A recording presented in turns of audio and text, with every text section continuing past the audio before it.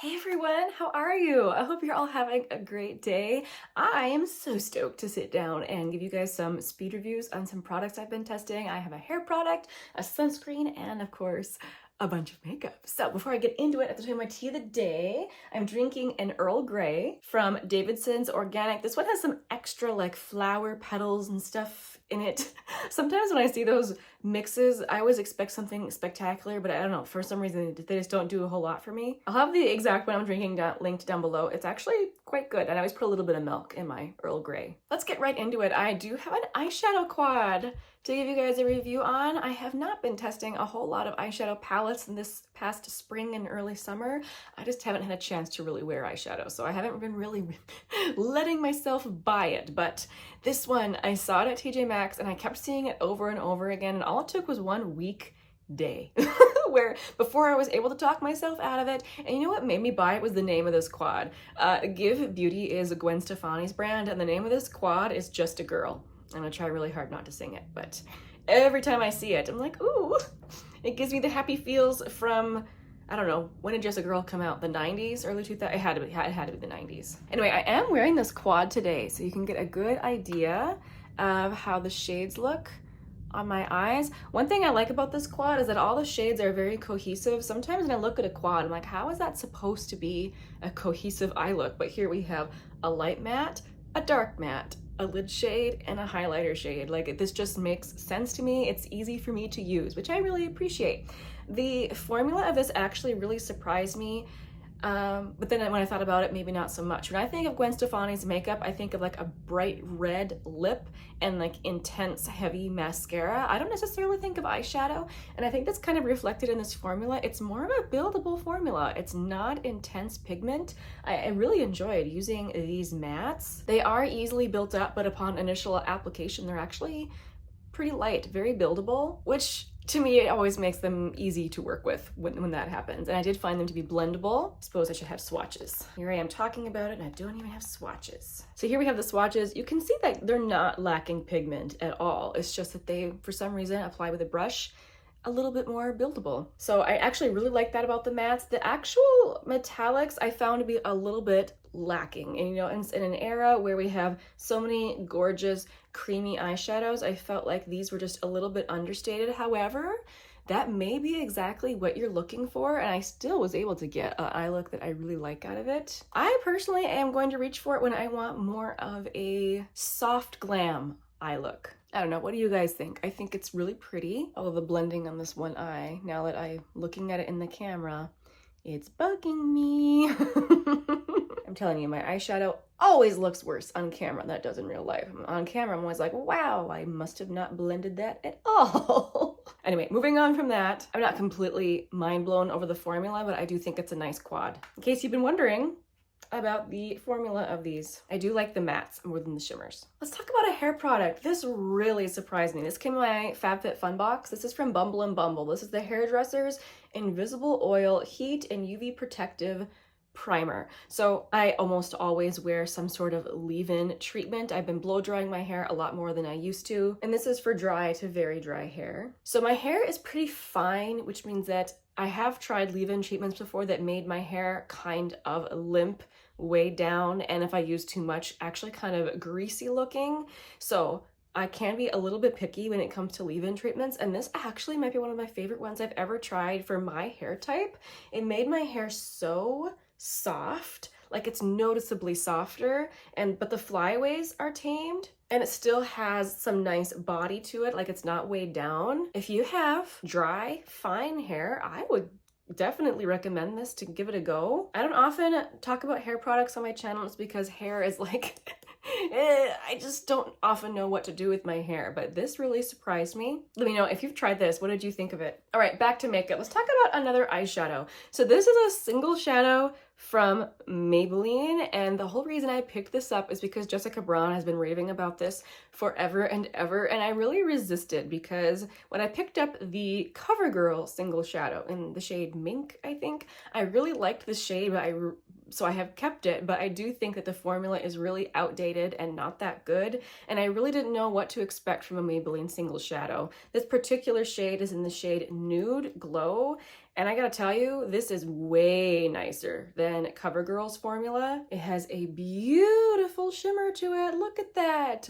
That is so beautiful. This is the type of shade where when it's in a palette, I instantly know it's gonna be my favorite shade in the palette.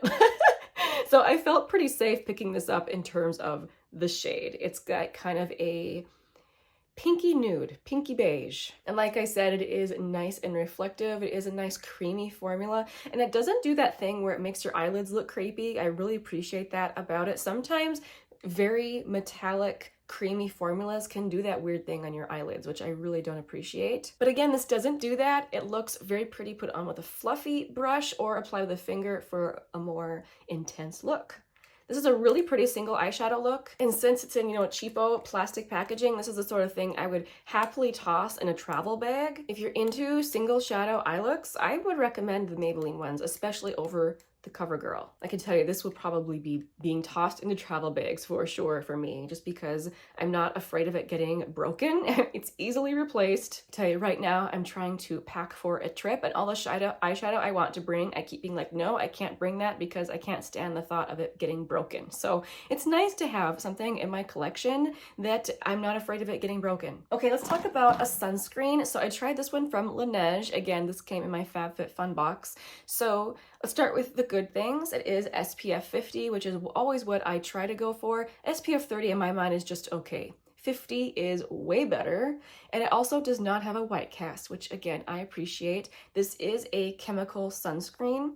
Now, all that being said, I actually was a little disappointed in this. It smells very typical sunscreeny, and it feels like a typical sunscreen when it goes on as well. I've been really using a lot of Asian beauty sunscreens, and a lot of them are very thin, moisturizing. They sink right into your skin. They don't leave any sort of greasiness. Even if they make your face glowy, they're not greasy.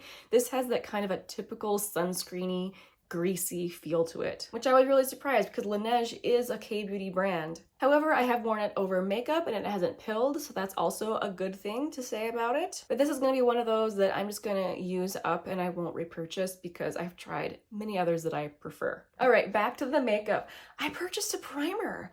I haven't purchased a primer in quite a long time. It's just not something that I enjoy testing. I often find that they don't do a whole lot, and unfortunately, that's kind of how I feel about this. So this is from Wet n Wild. This is the Impossible Primer, and the whole reason I bought this is because of Julia Adams. This made it into her video where she talked about her top products and her whole collection. So this primer, it is called the Impossible Primer, and it does seem quite strange because when you take it out, when you squeeze them out on your finger, it looks very, very silicone-y. See that there? However, it's silicone free. And when you first put it on, it really looks like a silicone primer too. It's clear and it does that kind of mattifying thing that silicone primers do, smoothing. So at first it looks really good. It also feels nice going on because it has kind of a cooling sensation, not tingling like minty or anything. It just feels cooling. So that is nice. But I am wearing it and I really don't think it does much. Thankfully, it doesn't pill under my foundation or anything like that. This is supposed to be one of those primers that does everything. It's supposed to mattify, hydrate, and blur.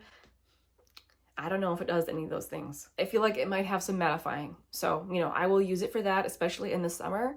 But I, at this moment, am not in love with it. I don't see myself repurchasing it once I'm done with it. Let's talk about the lip product I'm wearing. So I'm really enjoying this. This is from NYX. This is their Fat Lip Drip Oil. I have the shade Mist Call. I am wearing it over kind of a nudie brown lip liner. So this lip oil does have that super fun, like chubby applicator. I gotta admit, it does feel nice and plushy when you put it on. It feels very luxurious.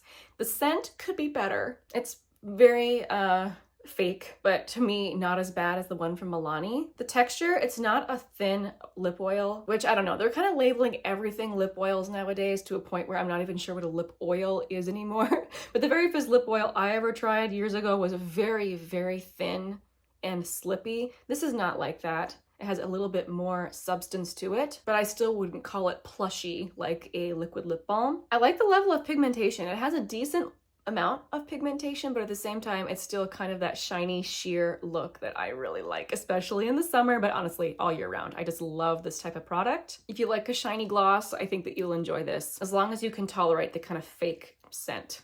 It comes in lots of really pretty colors, and it makes me want the other colors as well. Let's talk about the mascara that I'm wearing today. So this is from Colourpop. This is the Act Natural Defining Mascara. So I did just do a whole little 5-minute video reviewing this mascara, but I'll quick show you the wand. And I really like how it makes my lashes look fluffy.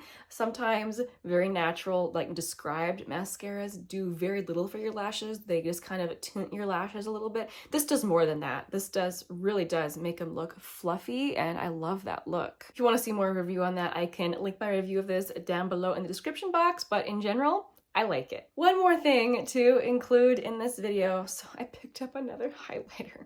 Did I need it? No, but I really wanted to try it. So this is from Revlon. This is the Skin Lights highlighter, the Prismatic highlighter. I have the shade Daybreak Glimmer. So this has kind of been in my radar for a really long time. I know Jen Phelps likes to talk about this highlighter. It is a baked gelée formula, which in my mind immediately makes it feel high-end. I just love that sort of formula. It's the type of formula that like the Nabla highlighters have. And I really do think it's kind of my favorite type of powder highlighter. It has quite a bit of shine to it. It's definitely not lacking in the shine department. Whoop, there you can see it. Oh, I am wearing it today. I tried not to put on too much. I think I got more on this side than I wanted. I wanted a little more low-key like this side, but I think it's beautiful. I think it's really nice. If you have been wanting some of the more high-end baked gelée formulas, but they're just so expensive, maybe try this one from Revlon. I like it because it does not leave a cast. When I look straight ahead, I don't have a shadow on my cheeks, so that means it works really well for light skin. Well, at least the shade does. And it really does feel like a high-end formula in just, you know, some cheapo packaging. I think it's really nice. I'll be putting it into my rotation for sure. All right, that's all the products I had to talk about today. Thank you guys so much for watching. Always make sure to let us know if you have also tried these products. What were your experiences with them? I always love hearing your reviews as well, and it's very valuable to everyone else who is watching and reading the comments. So make sure and leave it down in the comment section. What do you think of these products? Again, thank you so much for watching, guys. I'll see you very soon in the next one. Bye.